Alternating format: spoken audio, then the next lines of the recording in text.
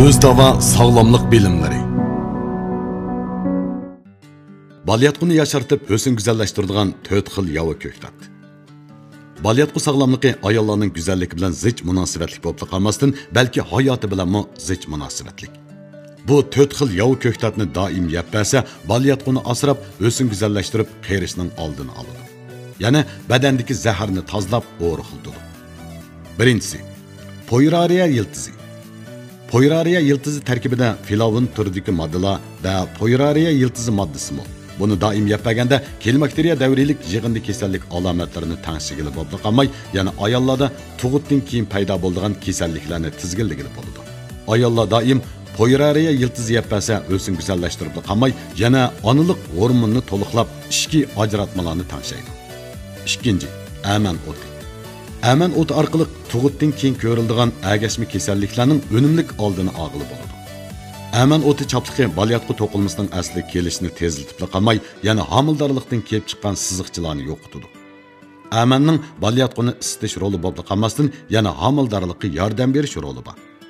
Aman bilan dog'lash usuli orqali sovuqni haydab, o'llikni haydash, odatni tangshash unumiga yetkili bo'ladi. Uchinchisi, gulbog'un. Gulbog'un asosli ayollardagi odat qalaymiqonlashni davolaydi. Qonni jonlantirish roli bor.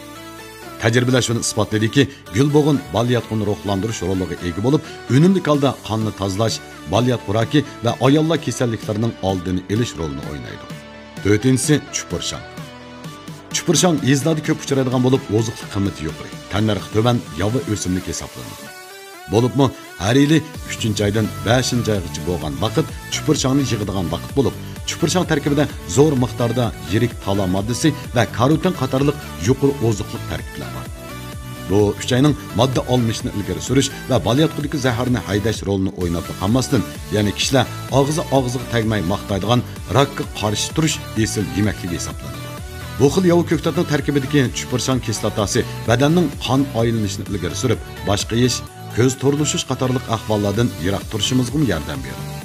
Uni ustiga chupurshang tarkibida talaba bo'lib, zaharni haydab, bo'riqlashimizga yordam beradi. Shunga doim yepasa, zilva badanni saqlab qolishimizga foydali. Chupurshang bilan qo'rilgan tuxumning foydali rolini belgilaydi.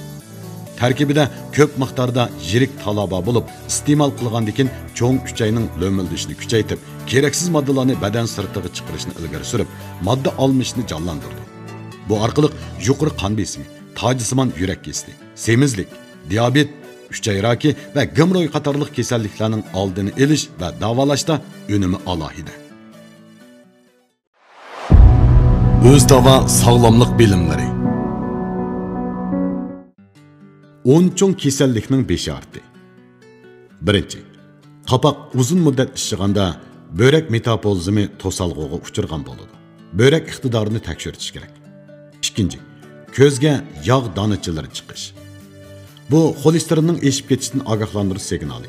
Yemak-ichmakni qiyinlashtirish, yog'da pishirilgan yemekliklar va hayvonotlarning ichki a'zolarini oz yeyish kerak. Uchinchi, ko'zdagi qizil qon siziqchilari. Bu qon aylanish ravon bo'lmaslikdan kelib chiqadi. Shunga ko'zni to'liq aram oldirish kerak. To'rtinchi, qayta yengni asqu chiqish. Bu immunitet kuchi ojizlashning sababi. Salomatlik tekshirish kerak. Beshinchi, ko'z iq sarg'iyish, jigar o'tdi masala ko'rilganligini bildiradi. Oltinchi, javga yerilish dastlabki oshqozon yallig'ining signali bo'lishi mumkin.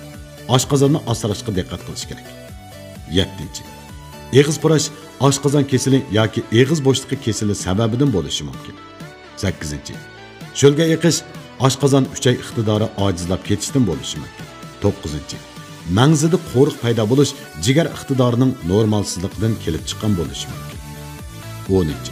Chiroyi qardab ketish böbrekda chatoq borligini bildiradi. Sog'lomlik elchisi Özdava.